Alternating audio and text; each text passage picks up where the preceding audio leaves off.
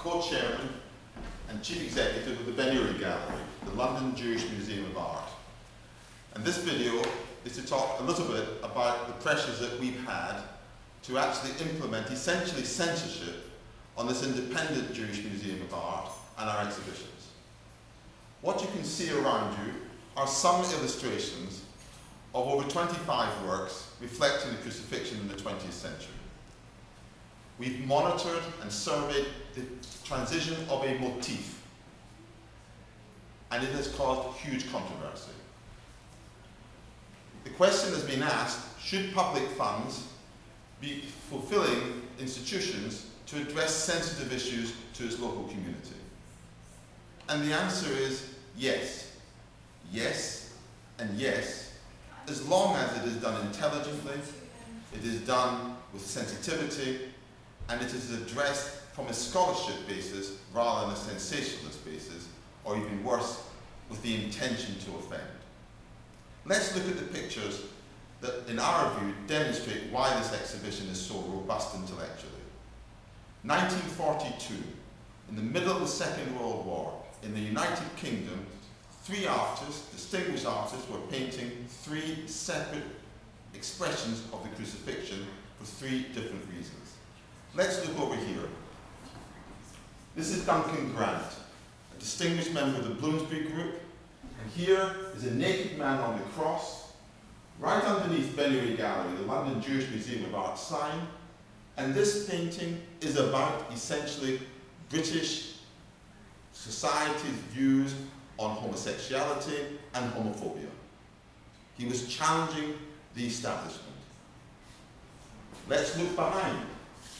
Emmanuel Levy, the same year, who knows, maybe the same month, was painting this painting in Manchester, England, against what was happening in Germany, against the Holocaust, which the governments of Western Europe were refusing to acknowledge was happening.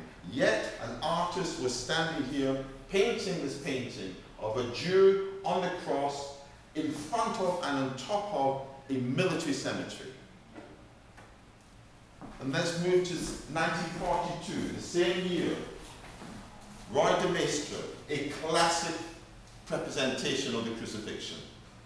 This could have been from 1742 or 1642, but it was 1942.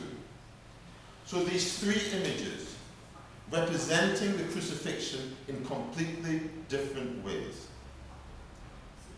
Now, much bloodshed, oceans of bloodshed have been caused in the name of the crucifixion, in the name of the killing of Jesus Christ. But does that mean that a museum, and particularly a Jewish museum, has to have taboos, has to have subjects that it will not address? After all, the Jewish Museum in New York addressed Nazi contemporary art within the Nazi format. Not from a sensationalist point of view, but it was addressing to show what actually still exists today in a very intelligent and scholarly way. Yet there was demonstrations. We were accused of being the only Jewish museum to have shown works about the crucifixion. Yet the Israel Museum showed a photographic exhibition only 5 or 7 years ago, a distinguished exhibition that met worldwide acclaim. It is true, this is the only British museum to have addressed the crucifixion in this format, showing 25 works over 100 years, showing the expression, the way that artists address the crucifixion, from the holy and sacred to the trivial, as can be seen downstairs when the representations from Details magazine, where you've got Kay Federline and Bobby Brown on the cross being accused by their wives of being crucified, of crucifying their wives. So that is what this exhibition is about. The pressure we came under was essentially from people whose emotions were right, but their sensibilities were wrong, because they hadn't come to see the exhibition. So when you say, should we address sensitive issues in the community? Yes, if intelligent, if sensitive, if aware, and if it adds scholarship to the subject.